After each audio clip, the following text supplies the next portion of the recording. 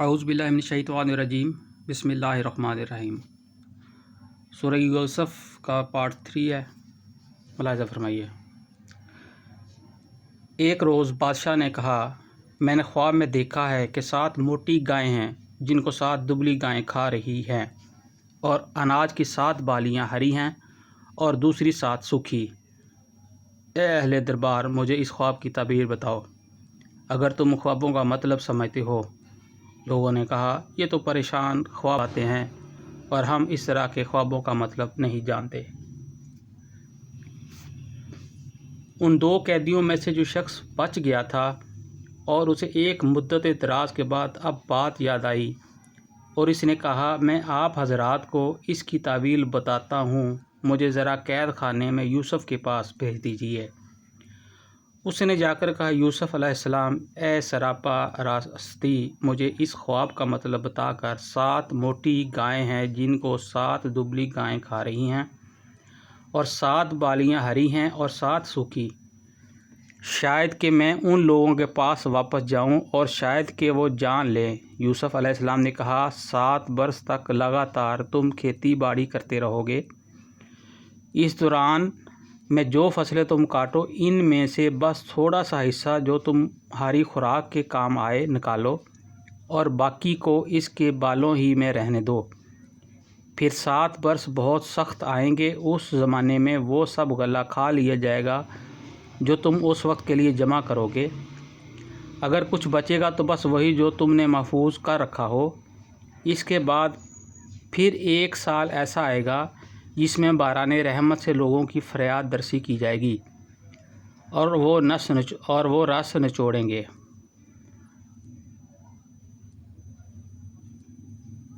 बादशाह ने कहा, इसे मेरे पास लाओ। मगर जब शाही फरस्तादा यूसुफ के पास पहुंचा तो इसने कहा, अपने रब के पास वापस जा और उससे पूछ कि उन औरतों का क्या मामला है जिन्होंने अपने हाथ काट लिए थे। मेरा रब तो इनकी मकारी से वाकिफ़ ही है। इस पर बादशाह ने उन औरतों से दरियाफ़त किया, तुम्हारा क्या तजर्बा है इस वक्त का जब तुमने यूसुफ अलैहिस्सलाम को रिझाने की कोशिश की थी। सब ने एक ज़बान होकर कहा, माशाअल्लाह, हमने तो उसमें बदी का शाइबा तक न पाया। अज़ीज़ की बीवी बोल उठी, अब हक़ खुल चुका है। वो मैं ही थी जिसने इसको फुसलाने की कोशिश की थी, बेशक वो बिल्कुल सच्चा है।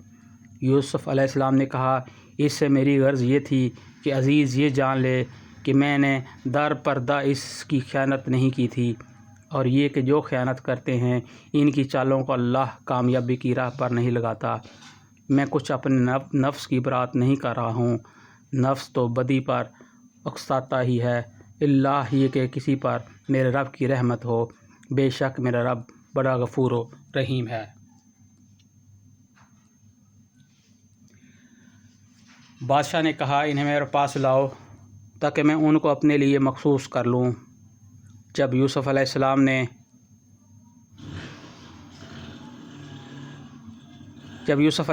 इससे गुफ्तगू की तो इसने कहा, अब आप हमारे यहाँ कदर व मंजिलत रखते हैं और आपकी अमानत पर पूरा भरोसा है। यूसुफ अलैहिस्सलाम ने कहा, मुल्क के ख़जाने के मेरे सुपुर्द कर दीजिए, मैं हिफाजत करने वाला भी हूँ और इल्म भी रखता हूँ।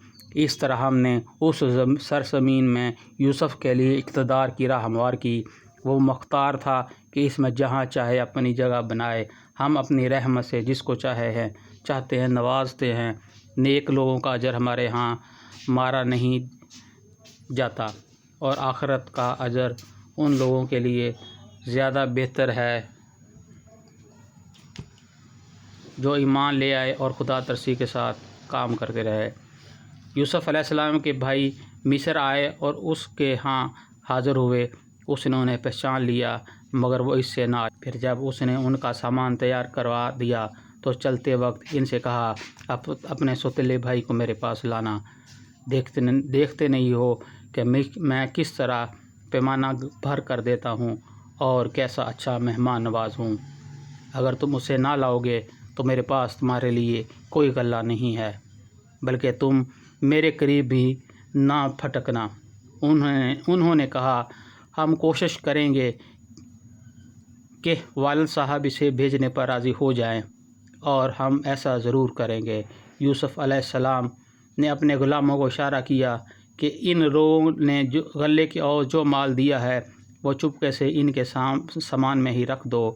یہ یوسف نے اس امید پر کیا کہ گھر پہنچ کر وہ اپنا واپس پایا ہوا مال پہچان جائیں یا اس فیاضی پر احسان مند ہوں گے، اور عجب نہیں کہ پھر پلٹے۔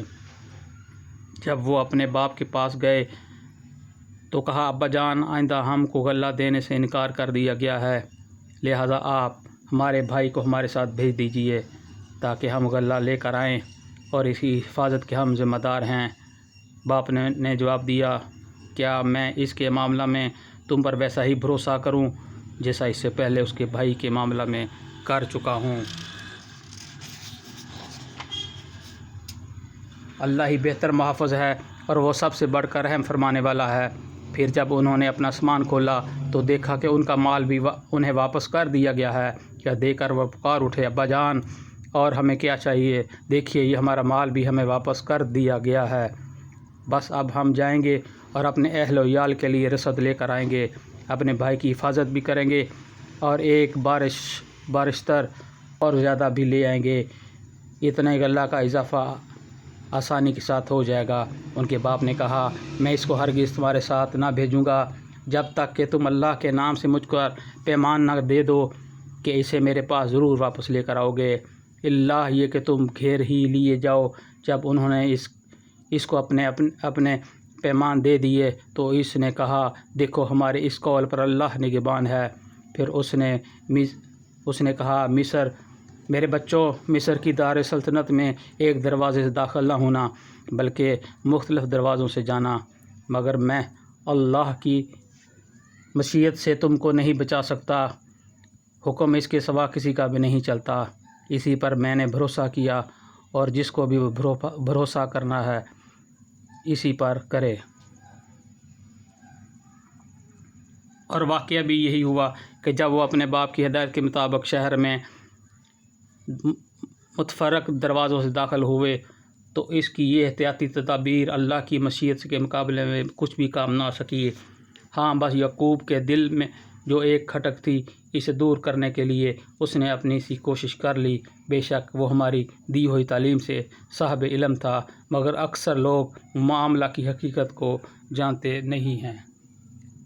صدق اللہ العظیم۔ اللہم اجرنی من النار، اللہم اجرنی من النار، اللہم اجرنی من النار۔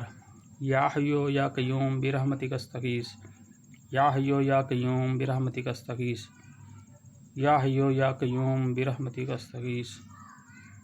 حسبنا اللہ ونعم الوکیل، حسبنا اللہ ونعم الوکیل۔ صدق اللہ العظیم۔